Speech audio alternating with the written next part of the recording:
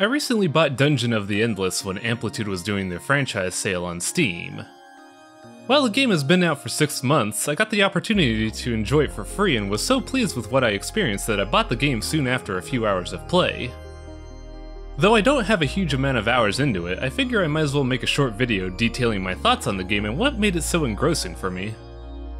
Dungeon of the Endless is the third game in Amplitude's franchise of games focused around their sci-fi mythos they brand as Endless.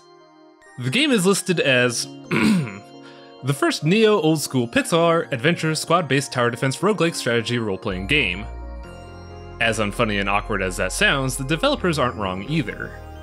Dungeon of the Endless takes all the concepts listed and jams them all into a single game.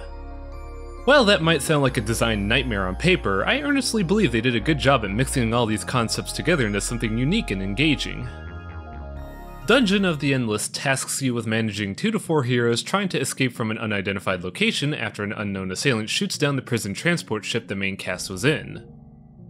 Players start with 4 main heroes and 1 escape pod. However, they can unlock up to 16 heroes in-game and 2 heroes through DLC, along with 4 main ships and 2 DLC ships that modify the game rules. Gameplay is focused around building towers to farm resources, managing safe zones by powering rooms, gearing up your characters from said resources, and escaping each floor by carrying your main tower from the start to the exit. Now I have to give Amplitude credit with how they developed this game. Not many people know this, but I utterly abhor tower defense games. I find them dreadfully uninteresting and stagnant in terms of creativity. While Dungeon of the Endless has many elements that define it as a tower defense, Amplitude did a great job of making it not feel like a tower defense game. Naturally, you build resources and defense towers to take out creeps, but there's also a huge amount of agency given to the players in terms of how they influence things. The RPG and strategy elements really help break up gameplay. The RPG elements of character management and exploration kept me invested, the strategy element of researching tech and managing resources provided enough variance to keep the game fresh, and the final escape segment is a good mix of applying a real-time strategy mentality to a tower defense segment. The game has a bunch of neat nuances to the mechanics as well. One of my favorite mechanics is that an unpowered room is a potential monster spawn point and your energy is limited.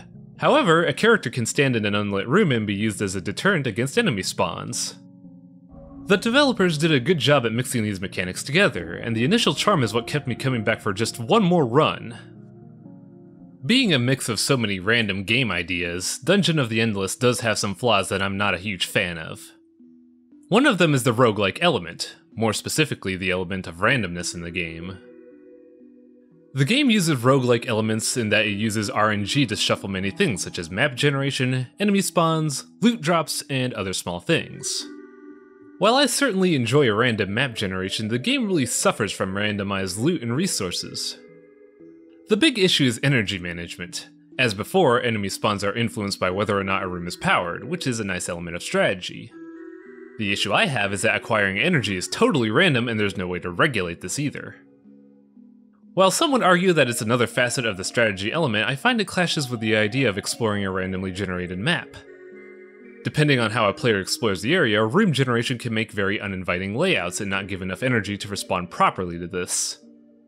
It really throws a wrench into the idea of strategy when you can't reliably account for your resources.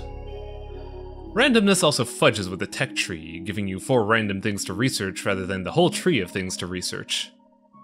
Finally, some of the characters in this game feel odd in a way I can't define in one word.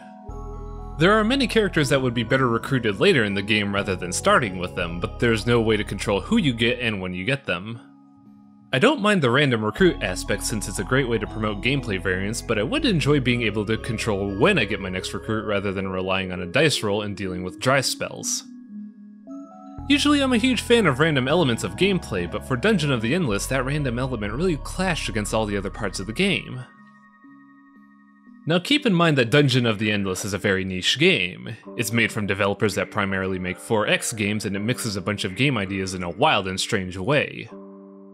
However, if you're anything like me, then you're part of that niche. While the game isn't perfect, it provides a unique and interesting experience that I've yet to see, and I'm hoping the developers keep their ambition strong and continue to make more experimental games like this. If you ever get a chance to do so, give this game a spin and try it out. If you like it, buy it and support a company with fresh and interesting concepts in game design. If you don't like it, I totally respect that since this game is as unforgiving as it is refreshing. Thanks for watching everyone, see you next time.